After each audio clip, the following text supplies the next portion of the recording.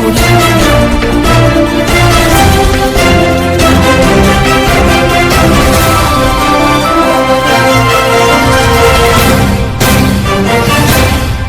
Christmas వేడుకల్లో ముఖ్య అతిథులుగా పాల్గొన్న ఉండవల్లి శ్రీదేవి, పిల్లి మాణిక్యరావు. మాదిగ సంక్షేమ పోరాట సమితి ఆధ్వర్యంలో ఒంగోలు నగరంలోని అంబేద్కర్ భవన్లో గురువారం మధ్యాహ్నం సెమీ క్రిస్టమస్ వేడుకలను ఘనంగా నిర్వహించారు.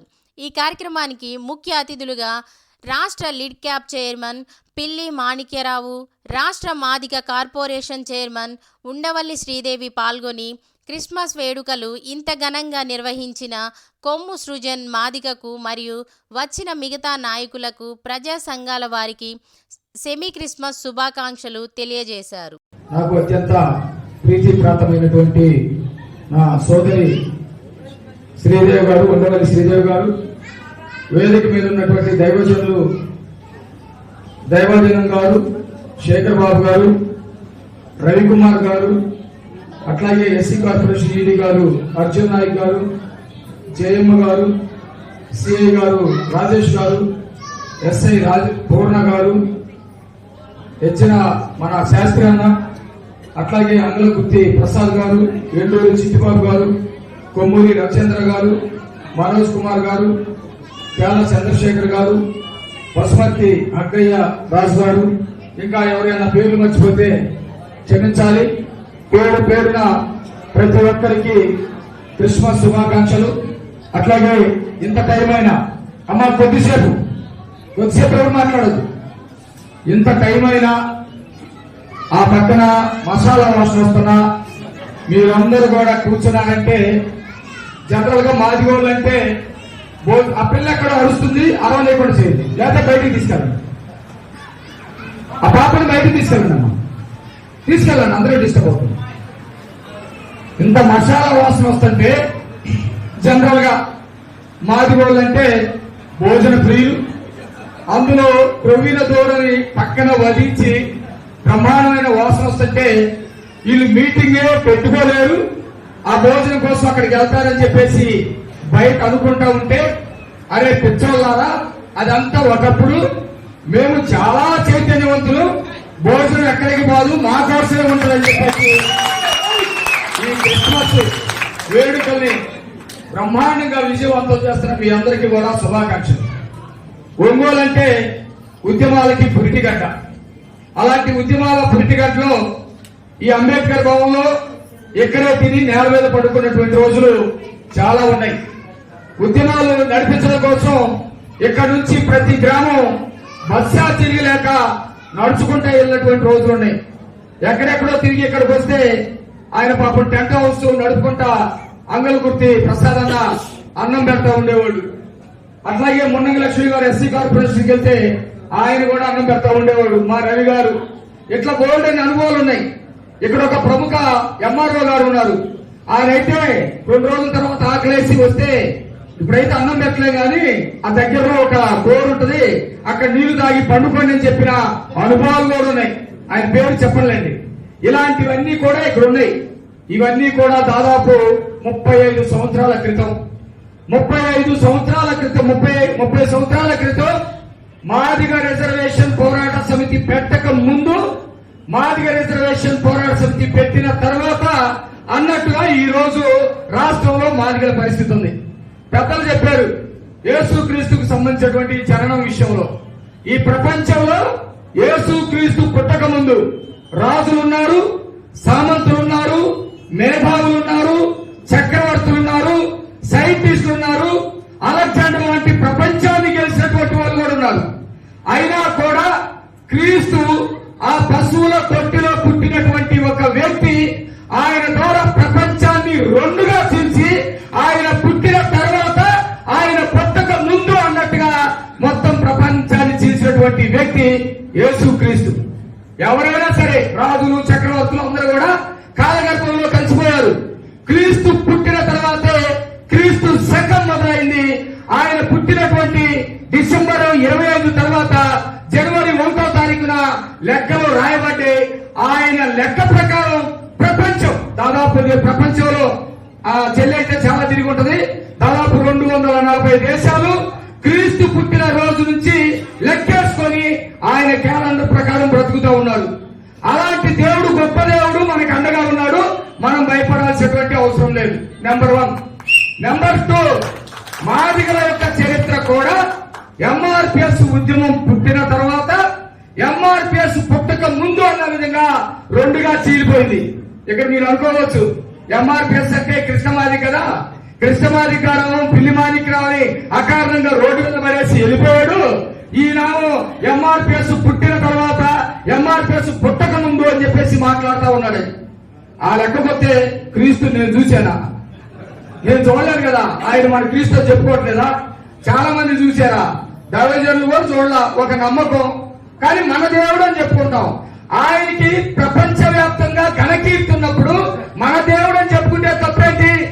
అట్లాగే ఎంఆర్పిఎస్ ఉద్యమాన్ని ఎవరు నడిపినా అది మన సొంతది, మన భాగస్వామ్యం ఉంది, మన శ్రమ ఉంది. ఇది ఎవరికో పట్టా కాదు, ఇది ఎవరికో పట్టా కాదు. కృష్ణమాదిగా నడుపుతున్నారు, సంతోషం. వాస్తవానికి విభేదించాలంటే నేను విభేదించాలి. కృష్ణమాదిగారితో విభేదిస్తే ఆయన కాలంలో ఆయన చేసిన పనులన్నింటిలో నేను కూడా భాగస్వామి. ఆయన కనుక తప్పు చేస్తుంటే నేను ఇవాళ బయటకు వచ్చి, లేకపోతే నన్ను బయటకు పంపి, లేకపోతే బయటకు వెళ్ళేటట్టు చేసినటువంటి కృష్ణమాదిగని తప్పుడోడు, పనికిమాలోడు, ఈయన ఉద్యమాన్ని నాశనం చేశాడంటే ఆ రోజుల్లో ఆ నాశనం చేసిన నిర్ణయాల్లో నేను కూడా భాగస్వామ్యే కదా. కాబట్టి ఆయన గురించి మనం మాట్లాడదు. ఉద్యమంలో మన పాత్ర ఏంది? ఉద్యమంలో మన పేజీలేంది? ఉద్యమంలో పిల్లి మాణిక్యరావు ఒక ఫౌండర్ అంటే ఇక్కడ ఒక గ్రామానికి సంబంధించి ఆ గ్రామంలో పుట్టలేదని చెప్పేసి అనుకుంటారు. ఈ రోజు ఒంగోలు పొలికేకేసిందే, మాదిగ దండోరా అరిచిందే. ఈ రోజు మరి నాకు హెల్త్ బాగోపోయినా, ఇందాకే అన్నారు మాదిగ జాతికి ఫస్ట్ సిటిజన్ శ్రీదేవక్క అని మీరు నాకు ఇచ్చిన బిరుదుకి ఈ రోజు మరి నేను రావాల్సి వచ్చిన అవసరం వచ్చింది. నిన్ననే మరి 9వ ఇంజెక్షన్ అయిపోయింది. కానీ కొమ్ము సృజన్ మాదిగా నిన్న అక్క మీరు బాగవుతారు, మీరు తప్పనిసరిగా రావాలి అంటే నేను అవుతానా అని నాకు డౌట్ వచ్చింది. ఈ రోజు నేను మాట్లాడతానా అని కూడా నాకు ఇంకా డౌట్ వచ్చింది. అయినా కానీ మీ యొక్క ధైర్యం, ప్రేమాభిమానాలు మనందరి కలిసి పుట్టగా పోయినా మాదిగా జాతి రక్తం మనందరిలో ఉంది అనే మాదిరిగా ఈ రోజు మీరు చూపిస్తున్న ప్రేమాభిమానాలకి మీ అందరికీ మరొకసారి నా హృదయపూర్వక ధన్యవాదాలు. మరి అదే మాదిరిగా నా సోదర సమానుడైన పిల్లి మాణిక్యరావు అన్న గారు ఫస్ట్ నుంచి కూడా is my teacher, preacher and protector. నాకు ఏ కష్టం వచ్చినా ఆయన ముందుండి మరి నన్ను ఈ స్థాయికి నడిపించిన అన్నగారికి మరొకసారి లిడ్ క్యాప్ చైర్మన్ గా పదవి స్వీకరించినందుకు శుభాకాంక్షలు తెలుపుతూ ఈ రోజు మరి SC corporation directors and ED గారు అందరూ వచ్చారు. మీరు చెప్పిన మాదిరిగా తప్పనిసరిగా మీ కోరికలు అంటే నెరవేర్చే మాదిరిగా నేను తప్పనిసరిగా కృషి చేస్తాను. ఈరోజు మరి ఇక్కడ దైవ సందేశం ఇచ్చిన దైవాధీనం గారు, శేఖర్ బాబు గారు చాలా క్లుప్తంగా స్వీట్ అండ్ షార్ట్ మెసేజ్ మీ అందరికి ఇవ్వడం జరిగింది. అయితే ఈరోజు మనందరం ఇక్కడ చేరింది సెమీ క్రిస్మస్ వేడుకల వరకు కనుక ఆ ప్రభు అయిన యేసుక్రీస్తు ప్రేమ, అభిమానం, అనురాగం మీ అందరి మీద కూడా ఉండాలని నేను కోరుకుంటున్నాను. మీ అందరూ జనవరిలో ఏ పండుగ వస్తుంది? సంక్రాంతి వస్తుంది. మార్చిలో ఏమొస్తుంది? ఉగాది వస్తుంది. మరి రంజాన్ వస్తుంది. చాలా పండుగలు వస్తాయి, అవునా? మన ఆంధ్రప్రదేశ్లో అంటే భారతదేశంలో లేని పండుగ లేదు. కానీ ఏ జైనులైతే జైనుల పండుగ, ముస్లిమ్స్ అయితే ముస్లిం పండుగ, హిందువులైతే హిందువుల పండుగ. కానీ ప్రపంచం మొత్తం జరిపే ఒకే ఒక పండుగ ఏది? క్రిస్మస్. అంటే క్రిస్మస్ అంటే ఇందాకే చెప్పారు క్రైస్ట్ మాస్ అంటే మనందరం కూడా దేవుని ఈరోజు ఆరాధించుకోవడానికి ఇక్కడ రావడం జరిగింది. కనుక ఈరోజు మీ అందరికి కూడా క్రిస్మస్ గురించి మీకు కొంచెం నేను కూడా చెప్తాను. దావీదు పట్టణం నందు నేడు రక్షకుడు మీ కొరకు పుట్టి ఉన్నాడు అంటే దాని అర్థం ఏంటి తెలుసా? అసలు రక్షకుడు అంటే ఎవరు? రక్షకుడు అంటే మనకి ఆంధ్రప్రదేశ్ అలా రకరకాల భారతదేశంలో చాలా రాష్ట్రాలు ఉన్నాయి. అంటే భారతదేశ సరిహద్దుల నుంచి చైనా కానీ శ్రీలంక కానీ మన సరిహద్దులు కాపాడటానికి ఎవరుంటారు? సోల్జర్స్ ఉంటారు. వాళ్ళని ఏమంటారు? రక్షక భటులు అంటారు. అదే మాదిరిగా ప్రభు అయిన యేసుక్రీస్తు మన చుట్టూ తన రక్షక వలయాన్ని అంటే ఒక ఫెన్సింగ్ వేసి తన యొక్క పవిత్రమైన రక్తంతో మన యొక్క పాపాలని కడగడానికి ఈ లోకానికి వచ్చాడు. కనుక ఆయనే నిజమైన రక్షకుడు అని అర్థం. మరి కన్యక గర్భం ధరించి ఎవరిని కంటారు? యేసు ప్రభుని కంటుంది. కన్యక ఎక్కడైనా గర్భం ధరిస్తుందా? అది మానవ లోకంలో అది సాధ్యమా? కాదు. ఎందుకంటే నేను ఒక ఐవీఎఫ్ స్పెషలిస్ట్. నా దగ్గరికి సంతానలేమితో చాలా మంది వస్తారు. అలాంటి వాళ్ళకి నార్మల్గా ప్రెగ్నెన్సీ రాకపోతే మేము ఎగ్ స్పర్మ్ రెండు తీసుకొని దాన్ని ఇంక్యుబేటర్లో పెట్టి బేబీ తయారైన 3వ రోజు గర్భసంచిలో ప్రవేశపెడతాం. అది కృత్రిమ గర్భం. కానీ అసలుకి ఎగ్ స్పర్మ్ ఇలా లేకుండా కన్యక గర్భం పరిశుద్ధాత్మతో ధరించడం ఏంటి? అది సాధ్యమా? సాధ్యం కాదు. అది ప్రభు అయిన యేసుక్రీస్తుకే సాధ్యం. ఎందుకంటే కన్యక తన యొక్క పవిత్రమైన గర్భాన్ని ఎంచుకొని ప్రభు అయిన యేసుక్రీస్తు మన మధ్యకు వచ్చారు. కనుక ఏదైనా సాధ్యం కానిది సుసాధ్యం చేయడమే ప్రభు అయిన యేసుక్రీస్తు యొక్క నేచర్. కనుక మనందరం కూడా దీన్ని బట్టి మనం అర్థం చేసుకోవాలి ఏంటంటే మేరీ తను యేసోపుతో ప్రధానం జరుగుతుంది ఎంగేజ్మెంట్. కానీ పెళ్లి కాకుండానే ఆమె ప్రెగ్నెన్సీ వచ్చిన యేసోపు ఆమెను ఎప్పుడు కూడా అనుమానించలేదు.